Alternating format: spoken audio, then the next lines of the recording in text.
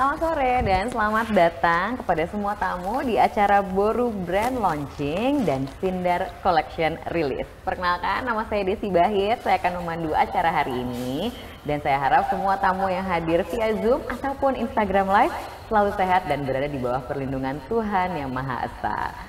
Pada sore hari ini, senang sekali kita akan sama-sama berkenalan dengan sebuah local brand yang dengan bangga mengusung warisan untuk produk kontemporer tapi tetap memikirkan lingkungan dan juga sumber daya pengrajin untuk perputaran ekonomi yang adil. Brand ini adalah Boru. Nah, jangan lupa untuk menyimak via Instagram Live, follow @borugoods karena semua informasi free giveaway, penting ya, bisa langsung dicek di account Boru. Tapi sebelum berkenalan dengan Boru dan juga mendengar cerita dari founder dan CEO Boru, kita lihat dulu yuk sebuah video perkenalan mengenai apa sih itu Boru. Dunia mungkin bergerak cepat, tetapi beberapa hal lebih baik bergerak lambat. Kita seringkali didorong untuk terus membeli dan menjadi konsumtif. Industri fast fashion juga seringkali menggunakan bahan-bahan campuran kimiawi yang hampir sulit terurai sehingga tidak ramah lingkungan. Tidak hanya peduli pada aspek lingkungan, di sisi lain kami tahu bahwa Indonesia kaya.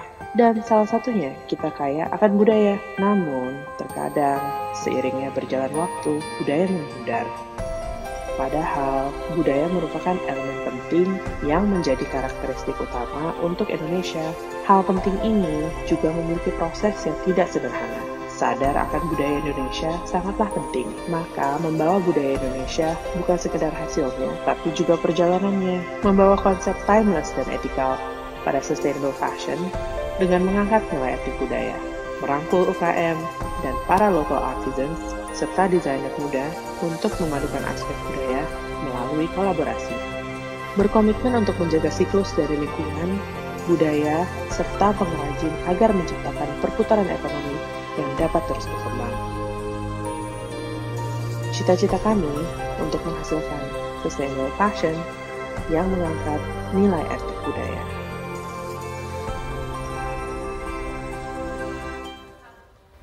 Oke, tadi berikut adalah video perkenalan mengenai Boru, tapi nggak lengkap dong ya kalau kita tidak dengar langsung dari founder dan juga CEO Boru. Nah, perkenalkan di sini aku udah bersama Kerry Nabasaria. Hai Kerry, kita jauh-jauhan dulu ya, hai-hayannya dikit. Sorry Kerry, how are you? Good, how are you? Ya, bagus, good. Alhamdulillah, very good dong. Nah, dari kita pakai koleksi Boru kan, soalnya thank you, kan, udah teman-teman Boru penasaran nih ya. Apa sih sebenarnya asal muasal dari Boru? Apa yang bikin Kerry menemukan brand Boru filosofi? Oke, secara kontemporer, sebenarnya mungkin kalau pencinta wasra udah tau lah ulos Batak. Ya. Gitu. Tapi mungkin belum tahu detailnya dan motifnya yang sebenarnya sangat ragam gitu. Yeah. Dan kita mau meng-highlight itu secara kontemporer. Tapi bukan cuma itu, kita juga ingin buat brand yang juga ramah dan melek dan sadar atas environmental issues, social justice issues. Yeah. Dan kita melihat sebenarnya clothing itu walaupun sehari-hari itu bisa menjadi platform untuk mengusungkan isu-isu sosial. Gitu. Iya, menarik ya, gimana caranya baju bisa menggaungkan isu sosial? Apa sih bagian mana dari baju akun satu piece baju ini yang bisa menggaungkan isu sosial, Kerry? Kadang-kadang orang mungkin nggak tahu ya baju mereka tuh dari mana datangnya, gitu. Dan kalau misalnya kita beli dari salah satu brand fast fashion, dan kita beli satu jaket, kita nggak tahu apakah benangnya dari mana, dibuatnya di mana, kancinya di mana, dan kita nggak tahu, kita kalau telusurin gitu loh, itu kita udah adding satu carbon footprint ke kita gitu, karena itu kan banyak banget travel dari mana-mana. Dan kedua, we don't know the labor the labor conditions di mana dia siapa dibuat, sih yang gitu. ngerjain, Siapa yang gitu ngerjain ya? dan gimana kondisinya mereka. gitu. Dan menurut aku kita sebagai konsumen kita harus sadar gitu loh. Jadi kalau misalnya Boru, Kerry ini tahu nih, semua yang ada di aku ini tahu asalnya dari mana karena terlibat dari awal sampai akhir, apa gimana? Kita mencoba kalau di dalam brand Boru itu kita mencoba dari hulu sampai hilir gitu. Dari proses pewarnaan benangnya, dari proses pemilihan natural fibers, dan juga kita proses penenunannya juga kita mendampingi para penenun tersebut gitu. Kita kebetulan kita juga ada komunitas pengrajin tersebut namanya Jabu Bonang di sana gitu. Disitulah kita berkolaborasi bersama komunitas kita ini untuk mengkreasi di Boru. Jadi benar-benar tahu dari hulu ke hilirnya itu seperti apa gitu. Nah tadi kan kita bahas bahwa pengennya memperkenalkan tenun Batak Toba, benar ya, secara kontemporer. Nah kalau kita bahas kontemporer, berarti target audiensnya ini siapa sih sebenarnya untuk Boru ini? Mungkin kalau target audience, I guess milenial tua kayak aku ya. Tolong jangan sebut milenial tua, aku langsung merasa. Sorry, ya milenial peak mungkin like 90s born kids yang sekarang udah I guess 30s yang udah menjadi profesional muda, yang udah mulai care dengan apa yang mereka pakai, dan mereka perlu baju-baju yang lebih long lasting, dan nggak necessarily mereka mau follow trend, tapi mereka mau tetap looking good, tapi menarik sih sebenarnya, karena kita sebenarnya baru ngobrol tadi ya sebelum ini ya Carrie, bahwa dari baju-baju koleksi kita kan sangat tergoda mungkin untuk fast fashion gitu ya, tapi justru yang baju-baju yang aku perhatikan yang slow fashion itu yang masih ada gitu, udah bertahun-tahun aku punya di lemariku, masih baik-baik aja nih baju gitu kan ya, asal masih muat, masih ini it looks oke gitu. Jadi Boru ini masuk kategori slow fashion itu kan sebenarnya. Kita definitely mau mengusungkan slow fashion actually. Karena honestly itu yang akan terus ada sih, I think trennya ke situ gitu. Orang makin sadar gitu kalau fast fashion itu really wasteful. Actually fashion industry itu kan nomor 2 paling wasteful di belakang oil industry. Really? Ya. Jadi oil, habis itu fashion. Dan kontributornya adalah ya kita-kita ini dong sebenarnya. Fast fashion yang maksudnya fabric yang berlebihan, baju-baju yang berlebihan, itu kan tren tuh terus bergilir gitu kan. Jadi they have to constantly feed the need untuk tren. So obviously. Oke, I see. Nah kalau misalnya kita bahas nih ya, tadi kan di awal juga salah satu waktu kita ngobrol, ini visinya Boru salah satunya adalah untuk perputaran ekonomi yang adil gitu kan. Nah kalau misalnya kita bicara perputaran ekonomi yang adil, ini untuk siapa aja sih sebenarnya? Sebenarnya kalau buat kita sih semua pengrajin, jadi penenun, pengrajin, mungkin yang mencelup warna juga, terus konveksi yang jahit juga, dan supplier benang gitu supplier misalnya. benang, banyak sih sebenarnya. Justru karena Boru itu small economies. Ya, justru karena Boru itu terlibat dari hulu ke hilir tadi itu ya, gitu makanya tahu dari semuanya apa aja yang terlibat, dan semua itu harus diperhatikan juga berarti ya. Iya. Oke. Nah sebenarnya nama Boru aku tahu sih gitu kan, karena aku punya teman banyak dari Batak kebetulan. Tapi nama Boru ini artinya apa sih? Boru itu kalau dalam bahasa Batak itu artinya anak perempuan. Anak perempuan. Sebenarnya kalau misalnya kita sebagai orang Batak, kalau misalnya kita ketemu orang Batak lain dan kita ditanyakan, kita perempuan, kita ditanyakan, oh kamu Boru apa gitu.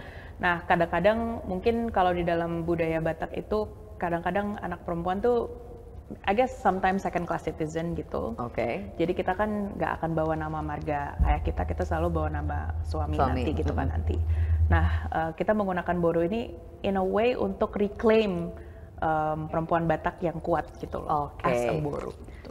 As a Boru perempuan Batak yang kuat. Makanya kan kalau aku lihat tadi di video juga pengrajin-pengrajin perempuan semua ya? Ya, karena kalau misalnya menenun itu sebenarnya traditionally adalah art form perempuan gitu loh. I see. Yang kita melihat seringkali dieksploit karena it's very easy to exploit women. Iya, karena mungkin for some masih ya tadi second class itu ya. Jadi maksudnya dari mulai brandnya, dari mulai the way you treat your ecosystem juga adalah to reclaim the power of women tadi. Women and their art basically. Interesting. Nah, kalau misalnya ya mungkin ini quite obvious, tapi ada alasan khusus nggak sih kenapa memilih tenun dari Sumatera Utara sebagai bagian dari ciri khas Boru?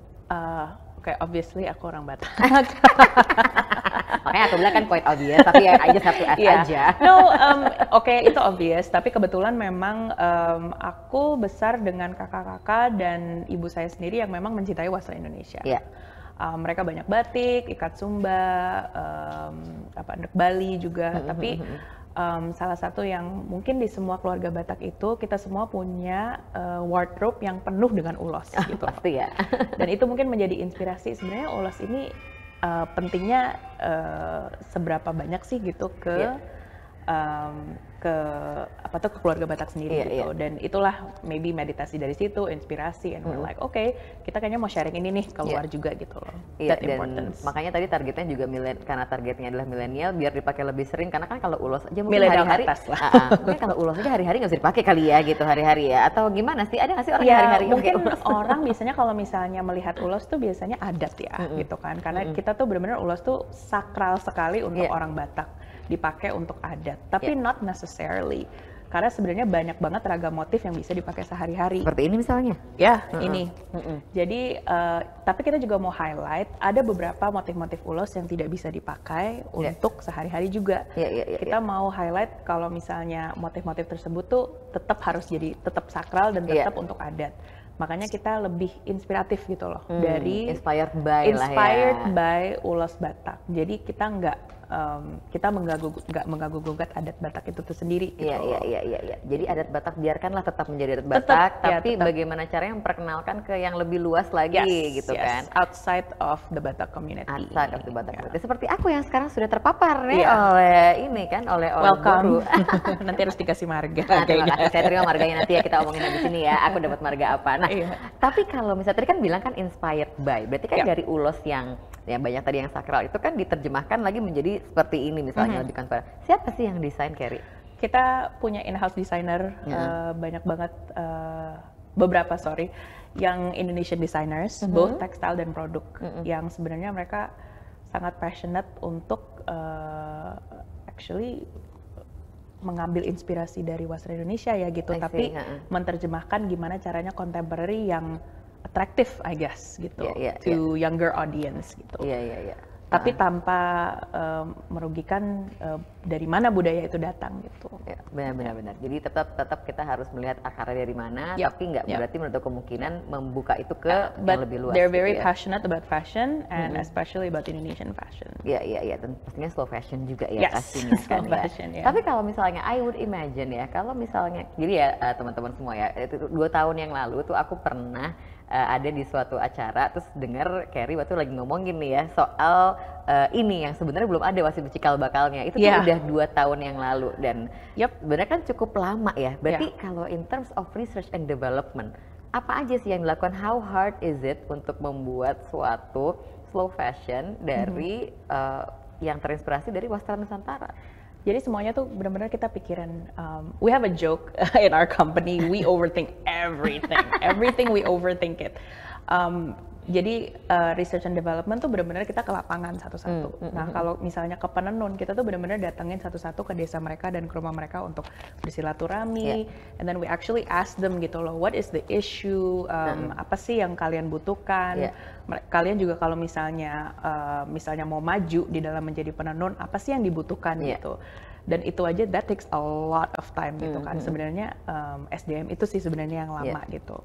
Dan itu juga, itu kan melibatkan juga komunitas sana, mungkin Pemda sana juga, tapi also kita juga support yang di sini juga, so it's a long process of talking, meeting, communicating. Sebenarnya itu yang paling panjang tuh networking dan communicating. Right. Itu belum lagi product development-nya kan sendiri kan. Baru product development lagi gitu, karena kita melihat, kita inspired, motifnya dari ulos, but is this appropriate gitu loh. Ini kita ngelihat nih, sampai kemarin kita ngomongin kalau kita bikin ulos nanti ada siratnya ini, is this offending people? Jadi kita harus ke raja adat gitu, misalnya kita bilang ini is this offensive atau apa gitu. Jadi kita benar-benar pikiran kalau this is appropriate gitu loh. Jadi benar-benar sampai segitunya semua ya. Belum lagi aku tadi juga diceritain katanya untuk mendapatkan warna ini nyelupnya juga lama banget untuk menemukan dan kawan-kawan. Jadi emang makanya dari mulai proses pembuatannya sampai itu semuanya emang benar-benar reflect that slow fashion ya. Kita pikirin sih satu-satu, dan itu mungkin menjadi journey dan pelajaran buat kita juga. Iya pasti ya gitu, dan maksudnya I think dengan ini juga mudah-mudahan teman-teman media juga bisa memberitahukan ke orang-orang gitu kan mengenai apa yang sudah dikerjakan oleh Boru selama ini. Kita mau educate pasar dan consumer juga gitu, bukan hanya kadang-kadang kan kita datang kalau misalnya dari urban nights tuh datang ke daerah, oh we can teach them this gitu. Tapi we want to say that you have a lot to learn as well as consumers.